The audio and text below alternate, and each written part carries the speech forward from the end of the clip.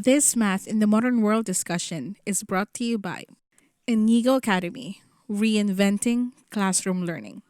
Hi guys, welcome to our channel. I'm Crystal. You and I, together with my colleagues Marlo, AJ, and Jace, are about to embark on a journey, a mathematical journey. Oh, the horror! But no, math is actually quite fun. Still not convinced? Well, we are going to change your mind.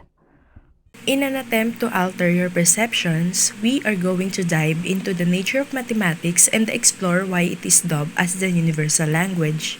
If you're ready, well, buckle up and see mathematics like you've never seen it before. Yeah, it's that kind of journey. It might become too challenging, but if we do our job properly, it will stick with you long after you and I have parted ways. Because we are going to do mathematics.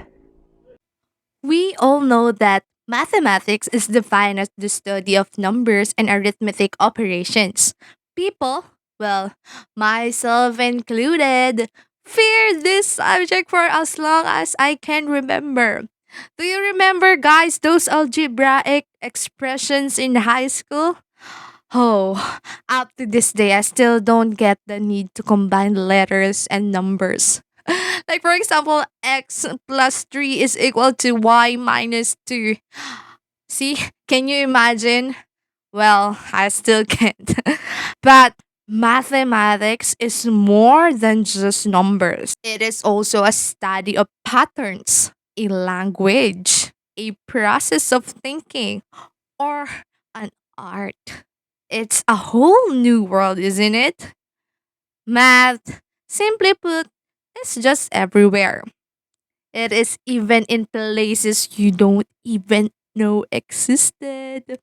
As you can see, math creates a sense of structure and organization, a formation. It can be seen in so many things in the universe, and these patterns even have their respective types.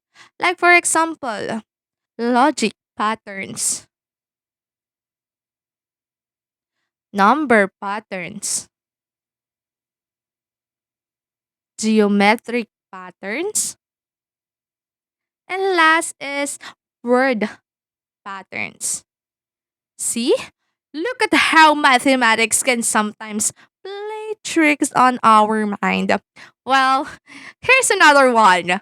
Did you all know that a single leaf also illustrates a pattern like this? The Venetian pattern of a leaf is classified as blended, parallel, or binary. Okay, I now believe you, mathematics. Hats down to you. Continuing our talk with mathematics as a pattern, I'm pretty sure that in one way or another you have seen this famous drawing of Vitruvian Man by Leonardo da Vinci. The famous Vitruvian Man is not just a beautiful work of art, but it viewed mathematics as a universal constants with proper dimensions repeating themselves throughout the cosmos. Beauty with a purpose. Good job, Mr. Da Vinci.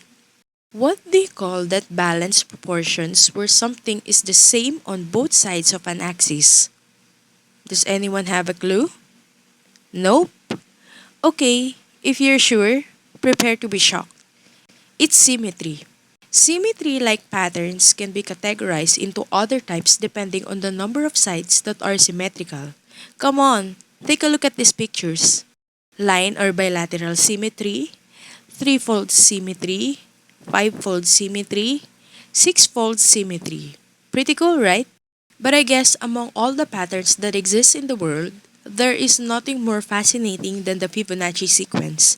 Named after Leonardo Pisa, an Italian mathematician, the Fibonacci sequence is a series of numbers in which each number is the sum of the two that precede it. 2 is found by adding the two numbers before it, open parenthesis 1 plus 1, close parenthesis. 3 is found by adding the two numbers before it, open parenthesis 1 plus 2, close parenthesis. 5 is open parenthesis 2 plus 3, close parenthesis, and so on. Can you figure out the next few numbers? While if this is totally mind-boggling, it is absolutely interesting. Don't you agree? It is also interesting to note that the ratios of successive Fibonacci number approach the number of V, which is also universally known as the golden ratio and is approximately equal to 1.618. The golden ratio can also be expressed as the ratio between two numbers, if the latter is also the ratio between the sum and the large of the two numbers. Have you seen the Mona Lisa? The right there is a wonderful example of the golden ratio. Perfect. Now on the next one. I know. Math is becoming more interesting, isn't it? Well, that's great to know then. Now, we are going to tackle a topic that has long been the talk of scholars and mathematicians alike. Is mathematics truly a universal language? I guess before we go down into really saying that it's a universal language, we need to understand what a language is. A language is a system of communication that must have the vocabulary, grammar, syntax, and people who use and understand it. Mathematics meets this definition of a language. Linguists who don't consider math as a language cite its use as written rather than a spoken form of communication. The symbols and organization of math to form equations are the same in every country of the world, making it a universal language.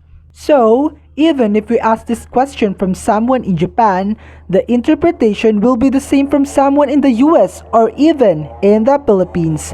1 plus 1 will always be 2 unless you are adding binary codes, which is then equal to 10. But hey, we aren't here for binary.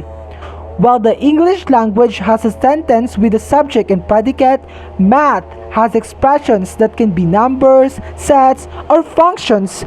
But above all, mathematics is precise, powerful, and concise. With this analogy, will you still dislike math? I don't think so. I am pumped. Are you? Oh, great. Well, how about we take it further? Logic and mathematics are sister subjects, as logic is a general theory of inference and reasoning, and inference and reasoning play a significant role in mathematics. Do you remember the if then statements which let us infer a new fact about something mathematical from a given information? Well, those are logical statements. This was way too confusing for me before, but with proper understanding, it's fun. In evaluating logical statements, determining the validity of all arguments put forth is critical.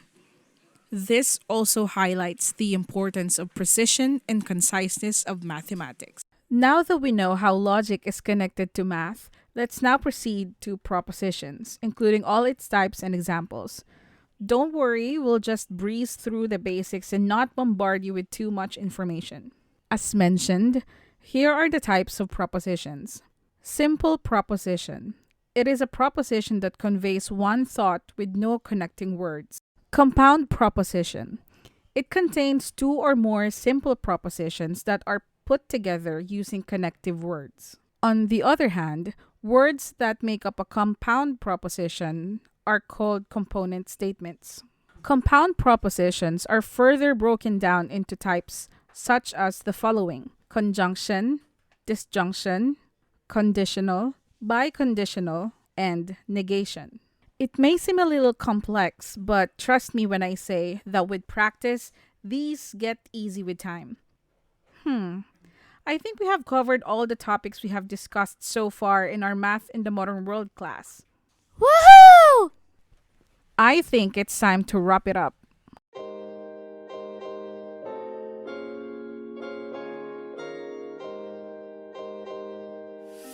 We came up with the idea to do our Pero 1 presentation in the style of how the Crash Course channel on YouTube does their content.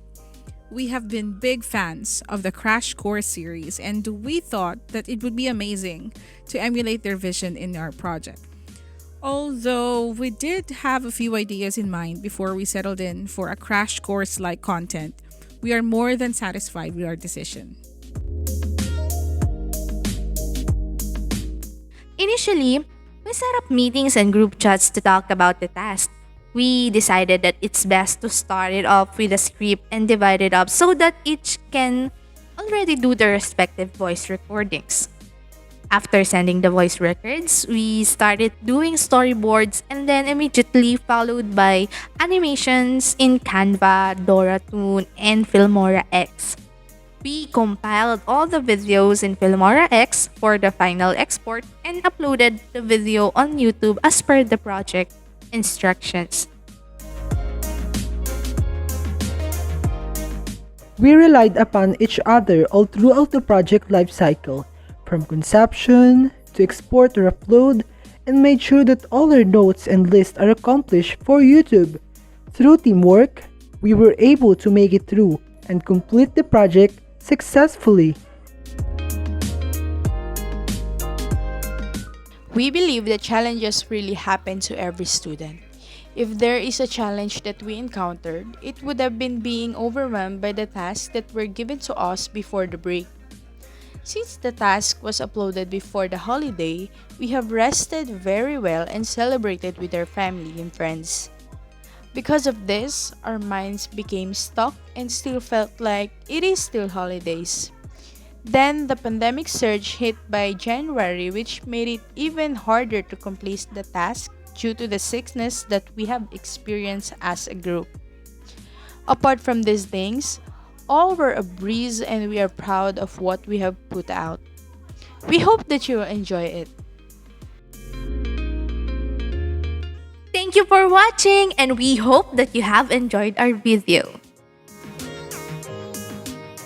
For more content like this, please do not forget to subscribe, like, hit the notification bell, or comment down below with your thoughts about the uploaded content. This has been Crystal, Marlo. AJ!